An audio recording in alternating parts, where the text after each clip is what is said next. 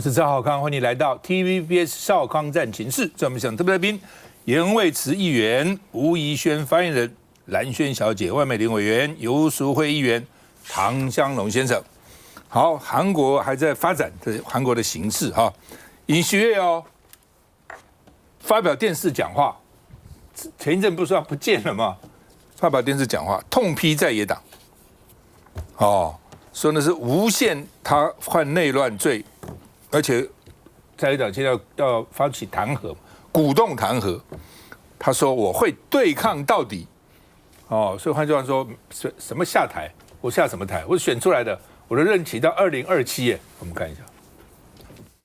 南韩戒严之乱时隔1周，总统尹锡悦几乎无预警2度现身。거대야당은국민이뽑은대통령을인정하지않고끌어내리기위해퇴진과탄핵선동을멈추지않았습니다。尹锡悦这次事先预录声明，一开头就指控在野党是在群魔乱舞，强调他会奋战到底，坦然面对弹劾与调查，就是不愿意提前下台。이제가장질서있는퇴진은탄핵입니다。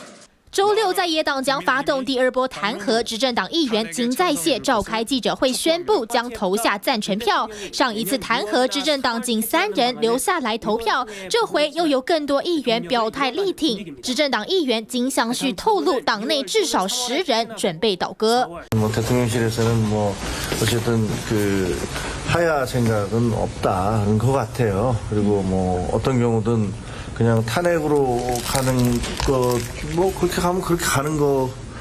그게 더 낫지 않나？只要8名执政党议员倒戈，总统弹劾案就能顺利通过。尹锡悦态度强硬，前一天总理韩德洙则是在国会鞠躬道歉，唯独劳动部长金文珠拒绝配合。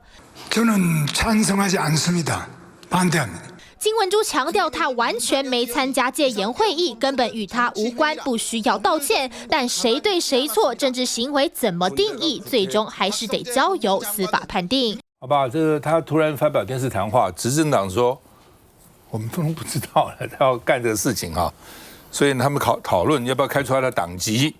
而且呢，他们党里面可能要统一，到底要不要支持弹劾哈？那。 这个现在74.8%韩国的民调，希望呢他立刻下台会被弹劾。60%受访者说呢，戒严造成心理的阴影啊。韩国几十年没戒严，现在居然还会搞戒严，那随时总统就可以这样干了那会不会又恢复以前那种专制的时代呢？所以呢，这个14号要表决，现在那据了解，好像有执政5个人倒戈，要8个才够了那情况到底怎么样，肖龙？ 尹锡悦在大家都认为说这样就可以戒严吗？股汇市都还很正常，大家生活一切如常，就只是因为你跟在野党之间朝野的党争是存在的。而且我插一句北韩其实一直没有发，北韩也擦脸啦，到今天才讲话。北韩一擦脸，你知道昨天今天才讲话。对，他被吓坏了，比我们还独裁。对，北韩说南韩要搞什么鬼啊？借着我放一个气球，就是要戒严了。北韩昨天呢在批评，就是说呢尹锡悦的独裁，你就知道他独裁到就是说让北韩都觉得自己不独裁了，就是已经到这样的地步。好，但是呢尹锡悦他根本的问题就是说，他除了韩国的政局现在一片混乱，同时从台湾这边意外呢得到了声援。我昨天都还在等，当尹锡悦又反水的时候呢，台湾的民进党会不会又干点什么？因为 之前呢，台湾的民进党的立法院党团的小编，之所以到现在为止没有人出来认领那一篇的挺戒严文，是因为尹锡悦缩回去了，尹锡悦失败了。可现在尹锡悦又出来了，那我认为那小编本身呢是值得呢出来呢再跟尹锡悦呢认清一下的。好，可是尹锡悦这个动作是一个自杀性的动作，因为他在第一次当戒严呢确定失败了之后，整个韩国的舆论。 不是只有74%呢是支持罢免，而是他现在的民调只有13%，剩下的呢是少部分呢没有表态的模糊的，只剩下1成出头，他还有一半的任期，还有2年半的任期，13%的支持度呢是走不了3个月的。所以呢，当他呢愿意说起来，就是说静候处置。前一波呢，当他呢要戒严失败之后，最少他表现出一个他似乎错了。你总感觉到尹锡悦似乎被什么不干净的东西呢给附身了，他常常就是翻来翻，他最近几乎每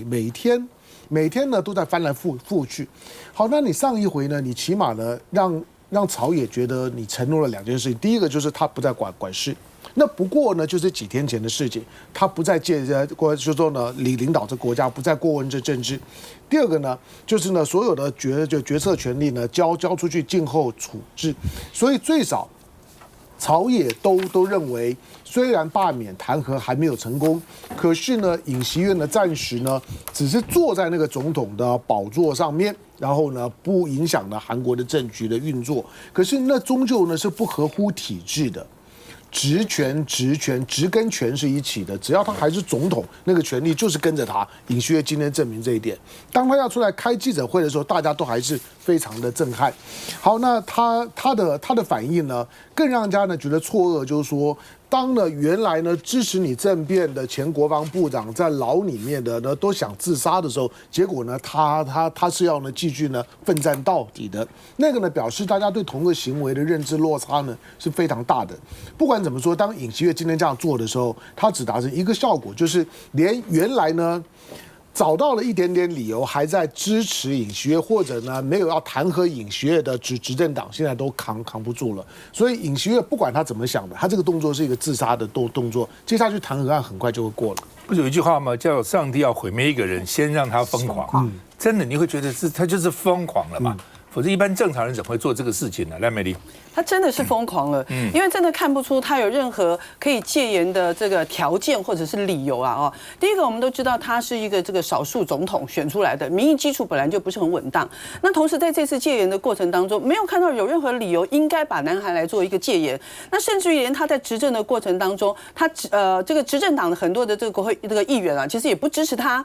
那这次我们看到他有2次出来道歉。那第一次是在12月7号，也就是当天啊下午，其实弹劾要表决的时候，那么早上他有出来，那说了一些类似这个道歉的话啊。那不过看起来哦，这个道歉恐怕也是想要影响这个弹劾的一个结果了啊。那现在又看到他又出来道歉，但是他这个道歉，我们还来不及批评他，那自己这执政党的党魁这个韩东勋就已经讲了说，他这个道歉看起来哦不像是道歉，不像是反省，反而更像辩解哦。可是我认为其实连辩解都谈不上，看起来就是出来甩锅，那甚至于可能利用这一次的一个说法，要做某种程度的一些这个最后一搏了哦。那当然，在他这个所谓的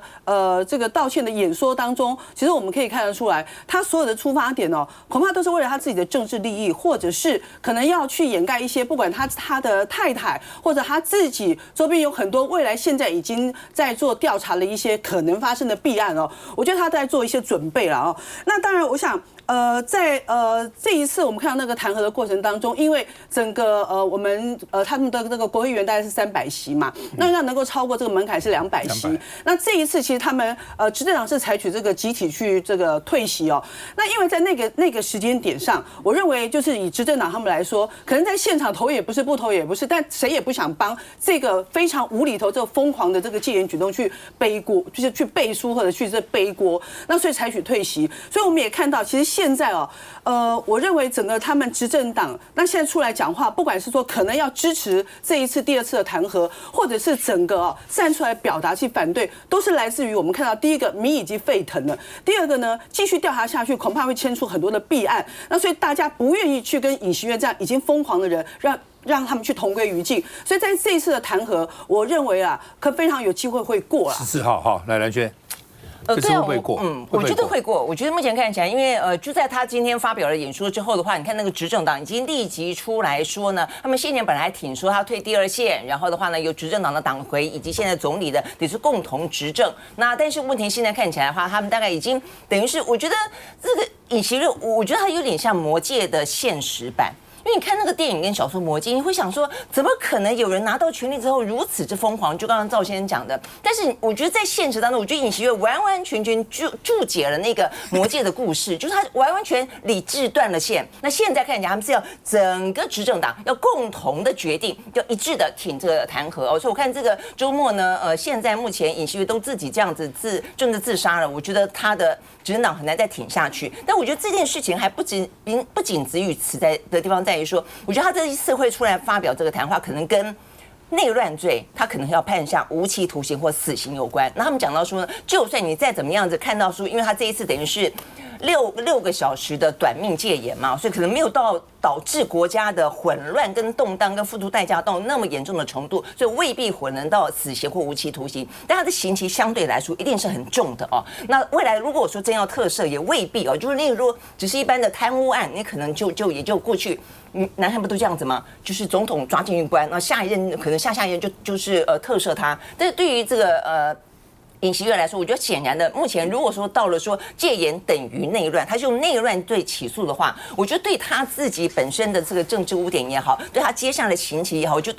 都是已经到了一个非常严厉的状况，所以我觉得他才会做这样的决定。但我觉得这是属于南韩的政治，但南韩的政治接下来可能还必须要改选等等等。但我觉得回过头来去看一个，就是说为什么民主政体可以出现出这样的一个总统，然后他的戒严相关的法令，其实基本上对他来说几乎是没有任何的拘束力。然后呢，我觉得这件事情让大家已经震撼，已经惊吓到一个程度了哦。所以其实某个程度来说，我认为台湾虽然呢这个国会里面哦，就目前看起来在野党因为是多数朝小野大的关系，他经常提出一些法案，那大家有时候也好像觉得他拼命提，有时候有点麻木了。但我觉得最近在讨论到说有关这一次南韩的戒严令，因此要讨论我们的戒严法，我觉得有必要。你去看我们的戒严法，因为台湾其实坦白讲比南韩更容易兵战。我说实在话，就是它是一个战乱，它的条文是这样写的，因为战争或叛乱，所以呢这个戒严法的话，总统就可以宣布。但是我们的这个戒严法宣布的之后，就说有一个但书，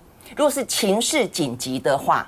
可以不用经过行政院会哦，不用审查哦，只要行政院呈请，然后总统就可以直接宣告，也不用经过立法院哦。立法院只要之后追捕，那追认，他说1个月内，那如果你不提，他也不用追认嘞。他说1个月内你要提起，那他追认。那如果你不提起呢？所以这个意思就是说，你看对于南韩来说的话呢，他在短短的时间之内，就已经造成整个的南韩的国家形象也好，政治也好，出现如此大的震荡，付出这么大的代价，更不用说我们是1个月的时间，你不需要去修吗？哦，那我们现在是说修24小时之内，再一个就是说他可能不止，就1个月之内他还可以不提，所以我觉得这件部分对于我们来说的话，以前不会觉得哦，因为以前我们30几年前、40年前戒严过了，我们觉得你再怎么荒谬、夸张、白痴，你都不可能再去动到这个戒严法，所以我觉得很多人都不去看这个戒严法了。但是我觉得有了尹锡悦之后，你真的觉得他已经夸张到比川普还夸张的时候，我觉得对于我们来说，我觉得必须要去正视这件事情。你至少把一些如果出现那个疯子总统的话，他这个可能的那么漏洞，我就应该补起来。所以说，权力会使人疯狂，真的是这样。哦，其实我们平常都看到很多人啊。就原来跟我们还不错的一些认识的一些学者，一旦当了什么大官以后，整个人就变了。然后等他不当下来，又还不错了。我已经看到很多，相当一定有很多认识，所以突然就变了哈。所以以前那个谁不是自己也讲嘛，说是当了官以后脑袋就变笨一半哈，要讲官话都不要考虑到整个政治的这个利弊得失，也就不敢讲真话了。对，真的这样子，真的休息再回来。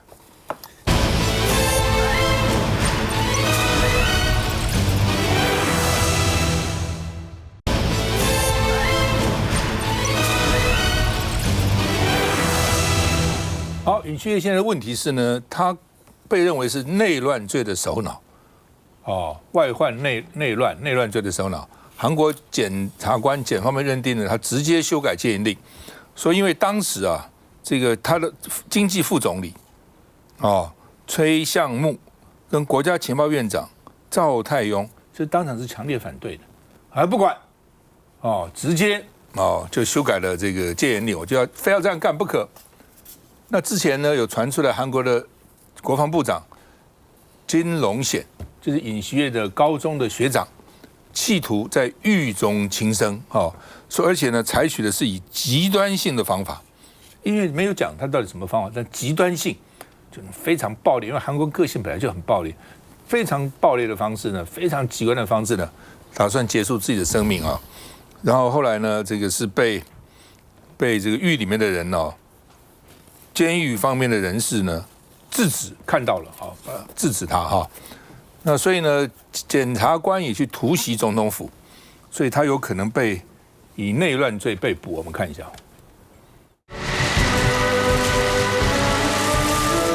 2个多月前，在南韩10月1号的大阅兵，才刚荣升国防部长的金龙显和高中学弟，也就是南韩总统尹锡悦一起风光阅兵。谁能想到2个多月后却是김용현 전 국방부 장관이 동부구치소에서 자살을 시도했다고 전했습니다. 检方对他执行紧急逮捕，没收手机，他也放弃申辩的权利。12月10号，他透过律师发声明向南韩全民道歉，还说责任都由他一人承担。10号晚间，南韩首尔中央法院批准逮捕令，而在晚间11点52分，看守所的警卫就发现金龙显在狱中厕所轻生未遂。 대통령님의 뜻을 받들어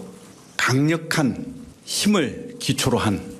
확고한 안보 태세를 구축할 것입니다. 而这次是否也是金龙显揣摩上意后给出的建议，恐怕还要再调查。但是国防部长被捕轻生未遂，无疑是重挫南韩军心。在南韩国会的国防委员会议上，多达50名军方高层干部被朝野两党议员洗脸，全部低头沉默，还有人当场哭出来。 최초 명령을 받을 때부터 안 됩니다라고 거부하지 못한 것이 후회스럽습니다. 저도 변명의 여지가 없습니다. 还有号称南韩最精锐部队的南韩陆军707特殊任务团，俗称白虎部队的指挥官金炫队，日前也落泪喊冤。 이처럼 모든 책임은 저에게 있습니다. 다시 한번 간곡히 부탁드립니다. 부대원들은 이용당한 피해자입니다. 向来习惯服从的军人，这一次涉入戒严的程度到底有多少？恐怕只有高层才知情。好，这个南韩的警方又出手，对总统办公室展开第2波的扣押搜索，第2波了那他的总理呢也说，我有明确反对我不赞成可是还是没有阻止所以呢觉得十分的惶恐跟抱歉。他现在说跟我无关，他自己做的决定等等那当然是军人如果总统下令，军人到底要不要服从？军人不服从会怎样？来，这个淑慧。韩国跟我们不太一样，有一样的地方，也有不一样的地方我们都是总统制台湾也比较偏向总统制，但韩国他们叫大统领他们的总统比我们的权力更大，他们总统只能当1任，然后5年不知道是不是因为只能当1任所以他上任以后没有连任的压力，大家就卯起劲来干自己想要干的事。最早的时候他们也是2任，对，后来就是因为呢都出事，特别在第2任都贪污。所以就说1任就好了，我没有，你不要连任了，1任就好了，1任还是这样干，避免他长期掌握权力。但是现在即便1任以后，发现说即使1任，他因为只有1任，所以他卯起劲来，一上任就赶快干他所要干的事所以凡事只要有了绝对的权力，他都有弊端那南韩总统的权力其实比台湾总统的权力更大第一个，他是直接组成所谓的国务会议就是我们的内阁团队直接任命他的各部会的首长，他自己就是国务会议的议长他任命的国务总理就相当于我们的行政院院长，只是国务会议的副议长不过他任命的国务总理必须要经过南韩国会的同意权所以这一次你说尹锡悦他按照他总统的权力去宣布这个戒严令，到底有没有内乱罪这个之后，我觉得尹锡悦他在拼的是第2阶段的宪法法院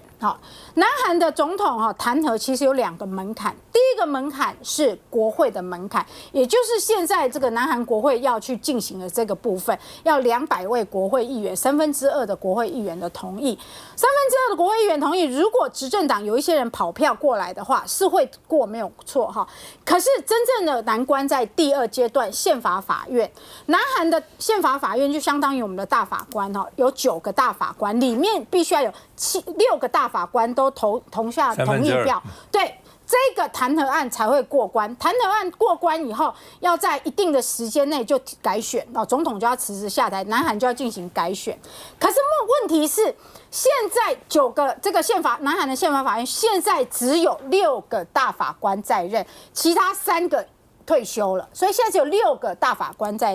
任。而根据他们的宪诉法，就是宪法诉讼法啊，他们的宪法诉讼法必须要有7个大法官才能开会，所以现在只有6个的情况之下，到底能不能接下这个弹劾案？好，这是第一个关键点。第二个关键点是，现在6个大法官里面有3个是尹锡悦提名的，所以如果他6个就去接下来了，那情况对尹锡悦也是有利的哦。他们的9个的组成，我觉得南韩的大法官的组成的制度非常好。他们的9个组成是这样：3个是总统提名，3个是国会提名，再3个是大法院的院长提名啊，国会同意。大法院的院长可能类似我们的司法院院长啊，那是这样一个平衡的制度啊。所以现在的仅存的6个大法官里面，有3个是尹锡悦的提名啊，所以他在拼的应该是他不愿意有秩序的下台。之前这个南韩的执政党，就尹锡悦所属的政党，曾经他有在第一次的弹劾案的时候，执政党退席嘛，曾经说虽然他们没有支持弹劾，但是他们跟尹锡悦谈的条件是尹锡悦提前下台，有秩序的交出政权。可是现在看起来，尹锡悦并不愿意有秩序的提前下台。那看起来是要去拼第2阶段的宪法法庭，在宪法法庭里面，尹锡悦就可以为自己辩解，去论辩他发布戒严令的合法性，他总统的职权嘛。那刚刚这个赵先生提出来说，其实南韩的检察体系，我现在看起来非常的强悍呢。这次被逮捕的不只是国防体系人，国防部长，南韩的警察系统的最高的2位警察系统的首长，居然被自己的警察给逮捕了。第一个就是首尔的警察厅的厅长，相当于台北市警局的局长；第2个就是相当于台湾警政署的署长啊。